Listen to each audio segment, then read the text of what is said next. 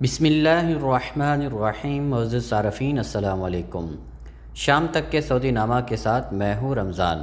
ہمارے نئے آنے والے صارفین سے گزارش ہے کہ ہمارے چینل کو سبسکرایب کریں، ویڈیو کو لائک کریں، شیئر کریں اور بیل آئیکن کو بھی دبا دیں تاکہ ہم آپ کو رکھ سکیں ہر خبر سے باخبر۔ اقامے میں مفت توسیع کے لیے مدت کا تعین کیسے؟ سعودی عرب میں کرونا وائرس کے پھیلاؤ کو روکنے کے لیے نافذ لاک ڈاؤن کے خاتمے کے بعد حالات بتدریج معمول پر آ رہے ہیں، تاہم بین الاقوامی پروازوں کی بحالی کے حوالے سے ابھی تک کوئی سرکاری اعلان نہیں کیا گیا۔ ایویشن ذرائع کا کہنا ہے کہ جیسے ہی حکام کی جانب سے اس بارے میں احکامات جاری ہوں گے تو آپ کو مطلع کر دیا جائے گا۔ قارئین نے اقامے اور خروج نہائی کے حوالے سے مزید سوالات بھیجے ہیں۔ محمد عیسیٰ خان کا سوال ہے کہ کرونا وائرس کی وجہ سے میرا اقامہ پہلے 3 ماہ کے لیے تجدید ہو گیا تھا مگر اب نہیں ہوا، کیا وجہ ہے؟ تو ان کے جواب میں کہا گیا کہ سعودی عرب میں کرونا وائرس کی وجہ سے کرفیو اور لاک ڈاؤن کے سبب حکومت نے مملکت میں رہنے والے غیر ملکیوں کے اقاموں میں 3 ماہ کی خصوصی رعایت دی تھی، جس کا آغاز مارچ 2020 سے کیا گیا تھا۔ پہلی رعایت ان غیر ملکیوں کے لیے تھی جو مملکت میں مقیم تھے، ان کے اقاموں کی مدت میں 3 ماہ کی مفت توسیع کر دی گئی تھی۔ دوسری مرتبہ خصوصی رعایت مملکت میں رہنے والے ان غیر ملکیوں کے اقاموں میں دی گئی ہے جو خروج عہدہ پر مملکت سے گئے ہوئے تھے، کیونکہ کرونا وائرس کی وجہ سے تاحال بین الاقوامی پروازیں تاحال بند ہیں۔ سعودی عرب میں اقامے پر مقیم تارکین جو چھٹی گئے ہوئے تھے وہ واپس نہ لوٹ سکے۔ دوسری رعایت ان غیر ملکیوں کے لیے ہے جو مملکت سے باہر گئے ہوئے ہیں، ان کے اقامے اور خروج عہدہ کی مدت 3 ماہ کی مفت توسیع کر دی گئی ہے، تاہم اس امر کا خیال رکھا جائے کہ رعایت کا اطلاق اس وقت تک شمار کیا جاتا ہے جب سے بین الاقوامی پروازوں پر پابندی عائد ہوئی تھی، یعنی مارچ سے اسی حساب سے 3 ماہ کی توسیع کی گئی ہے۔ وہ غیر ملکی جو مملکت میں رہ رہے ہیں اور چھٹی نہیں گئے، ان کے لیے پہلے رعایت دی جا چکی تھی، اس لیے اب آپ کو چاہیے کہ اپنا اقامہ وقت پر تجدید کرا لیں تاکہ جرمانے سے بھی بچ سکیں۔ بصورت دیگر تاخیر پر 500 ریال جرمانہ ہوگا۔ حاجی خان نے دریافت کیا ہے کہ میرے اقامے کی تجدید 1.5 ماہ کی گئی ہے جبکہ 3 ماہ کی ہونا تھی، تو ان کے لیے کہا گیا کہ سعودی حکومت کی جانب سے دی جانے والی رعایت 3 ماہ کی ہے، جس کا آغاز اس وقت سے کیا جاتا ہے جب سے مملکت میں کرفیو اور لاک ڈاؤن کا سلسلہ شروع ہوا تھا، یعنی مارچ 2020 سے اس حساب سے اقامے کی تاریخ دیکھ کر 3 ماہ کے لیے تجدید کی گئی تھی۔ آپ کے اقامے کی تاریخ کے مطابق تجدید کی گئی ہے۔ مظہر الدین کا سوال ہے کہ خروج عہدہ لگوانے کے بعد کینسل کرا کر تنازل کیا جا سکتا ہے؟ تو ان کے جواب میں کہا گیا جی ہاں، یہ ممکن ہے، تاہم اس امر کا خاص خیال رکھیں کہ خروج عہدہ کو کینسل وقت مقررہ کے اندر کرائیں تاکہ جرمانہ ادا نہ کرنا پڑے۔ اگر مقررہ وقت میں کینسل نہ کرایا گیا تو جرمانہ ادا کرنا ہوتا ہے۔ جہاں تک تنازل یعنی کفالت کی تبدیلی کے حوالے سے آپ کا سوال ہے تو اس کے لیے ضروری ہے کہ اقامہ کارآمد ہو، یعنی اس کی مدت باقی ہو۔ عمران علی نے پوچھا ہے کہ پاکستان میں ہوں، اس دوران پاسپورٹ ختم ہو گیا ہے، نیا بھی بنوا لیا، کیا نقل معلومات کے لیے کفیل سے رابطہ کروں؟ تو ان کے جواب میں کہا گیا وہ تارکین جن کے پاسپورٹ نئے بنے ہیں انہیں چاہیے کہ وہ جب بھی مملکت میں بین الاقوامی پروازوں پر سے پابندی ختم ہو وہ پرانے پاسپورٹ کے ساتھ نیا پاسپورٹ منسلک کر دیں۔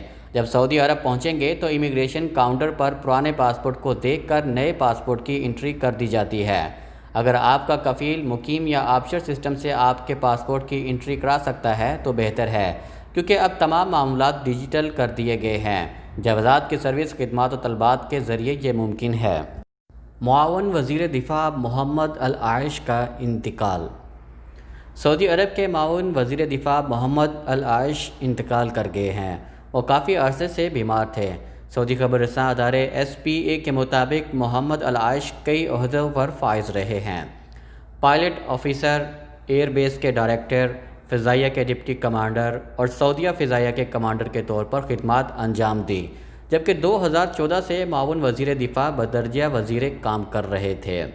محمد العائش نے فضائی علوم میں گریجویشن کیا ہوا تھا، پھر عسکری علوم میں ماسٹرز کیا، فضائیہ میں متعدد کورس کیے اور فیلوشپ پروگرام بھی کیا۔ تو اگر ہم بات کریں ان کے میڈلز اور تمغوں کے بارے میں تو انہیں کئی تمغے اور میڈلز ملے، جن میں کنگ عبدالعزیز تمغہ، درجہ 4 کا کنگ فیصل تمغہ، کویت کی جنگ آزادی کا تمغہ، فرانس سے نیشنل تمغہ، امریکہ سے متعدد تمغے شامل ہیں۔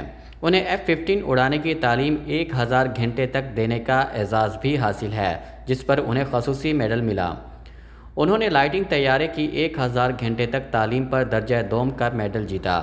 مسجد الحرام، جنگ آزادی، کویت اور عسکری خدمات پر اول درجے کے میڈلز بھی ملے ہیں۔ لاپتہ سعودی نوجوان کی نعش صحرا میں مل گئی۔ سعودی عرب میں الخرج کمیشنری کے مضافات سے لاپتہ ہونے والا سعودی نوجوان عبداللہ الدوسری کی نعش الدلم کے صحرا میں ملی ہے۔ کئی روز سے مقامی حکام تلاش کر رہے تھے۔ العربیہ نیٹ کے مطابق غوث آگہی امدادی سوسائٹی نے بتایا ہے کہ رضاکار لاپتہ نوجوان کی تلاش میں حصہ لے رہے تھے۔ انہیں پہلے صحرا میں اس کی گاڑی نظر آئی اور پھر ایک رضاکار نے الحرمتہ کے علاقے میں اس کی نعش بھی بازیاب کر لی۔ غوث انجمن کا کہنا ہے کہ الخرج پولیس نے بتایا ہے کہ ایک نوجوان الخرج سے مضافات سے لاپتہ ہو گیا ہے، اس کی تلاش میں مدد دی جائے۔ فوری طور پر ہماری ٹیم پہنچ گئی۔ انجمن کے ایک رضاکار نے لاپتہ عبداللہ الدوسری کا پتہ لگا لیا، جو الحرمتہ کے صحرا میں مردہ حالت میں پڑا ہوا تھا، جبکہ کچھ فاصلے پر اس کی گاڑی موجود تھی جو خراب ہو گئی تھی۔ کرونا کے 1567 نئے کیسز اور 38 اموات۔ سعودی عرب میں کرونا وائرس کے کیسز میں کمی کا سلسلہ جاری ہے۔ جمعہ 7 اگست کو کرونا کے 1567 نئے کیسز سامنے آئے ہیں۔ سبق نیوز نے وزارت صحت کی جانب سے جاری اعداد و شمار کے حوالے سے بتایا ہے کہ متاثرین کی مجموعی تعداد بڑھ کر 2,85,793 تک پہنچ گئی ہے۔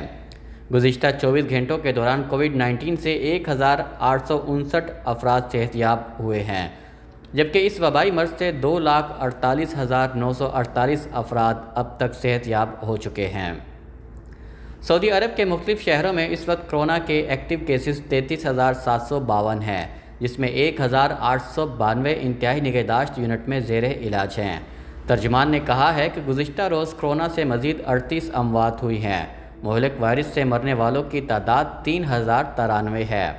مملکت میں گزشتہ 24 گھنٹوں کے دوران ایسٹرن ریجن میں نئے مریضوں کی تعداد 261 ہے، جبکہ مکہ مکرمہ ریجن میں 268، اسیر میں 259، ریاض میں 208، جازان میں 141، قصیم میں 139، حائل 87، مدینہ منورہ میں 87، نجران میں 49، باہا میں 23، تبوک میں 21، شمالیہ 2 اور الجوف میں بھی 2 نئے کیسز کا پتہ لگا ہے۔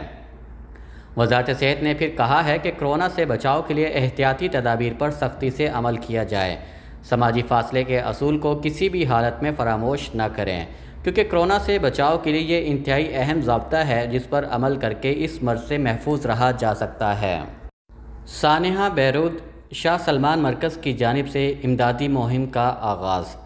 شاہ سلمان بن عبدالعزیز آل سعود مرکز برائے ہیومن ایڈ کے تحت سانحہ بیروت کے متاثرین کے لیے امدادی سامان کی پہلی کھیپ روانہ کر دی گئی ہے۔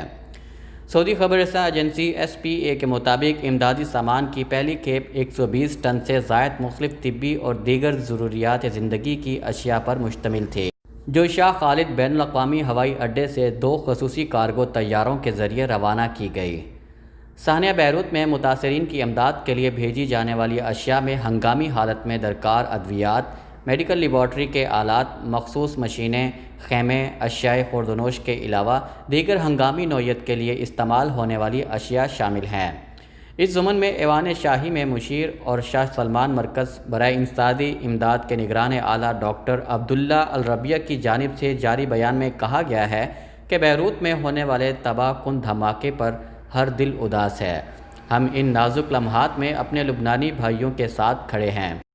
واضح رہے منگل کو بیروت کی بندرگاہ پر ہونے والے تباہ کن دھماکے میں دسیوں افراد ہلاک جبکہ ہزاروں زخمی ہوئے ہیں۔ علاوہ ازیں سینکڑوں مکانوں کو بھی شدید نقصان پہنچا ہے، جس کی وجہ سے ان مکانوں میں رہنے والوں کے لیے جائے پناہ بھی نہ رہی۔ شام تک کے سعودی نامہ کے ساتھ ہمیں اجازت دیجیے۔ اللہ تعالیٰ سے دعا ہے کہ اللہ تعالیٰ ہم سب کو اپنے حفظ و امان میں رکھے۔ اللہ تعالیٰ ہم سب کا حامی و ناصر ہو۔ آپ سب لوگوں کے قیمتی وقت کا بہت بہت شکریہ۔ السلام علیکم ورحمۃ اللہ وبرکاتہ۔